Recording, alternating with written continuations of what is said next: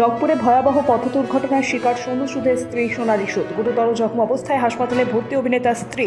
জানা গিয়েছে সোমবার গভীর রাতে মুম্বাইয়ের নাগপুর জাতীয় সড়কের দুর্ঘটনায় কবলে পড়েন সোনালী। ঈশ্বরের নাম করে হাসপাতাল থেকে স্ত্রীর শারীরিক পরিস্থিতির খবর দিলেন সোনু সুদ।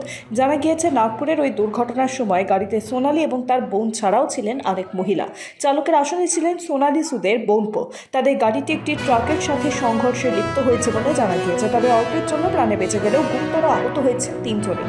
নাগপুরে এক হাসপাতালে ভর্তি রয়েছেন সোনালী সুদ সহ বাকি দুজন। দুর্ঘটনাস্থল থেকে প্রকাশ্যে এসেছে গাড়ির দুমড়ে মুচড়ে যাওয়া ভয়াবহ ছবি।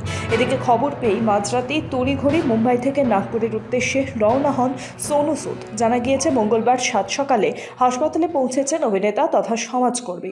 সোনু জানিয়েছেন স্ত্রী সোনালী আপাতত সুস্থ রয়েছেন, অলৌকিকভাবে অল্পের জন্য প্রাণে বেঁচে গিয়েছেন। Bureau report, sky news Bangla.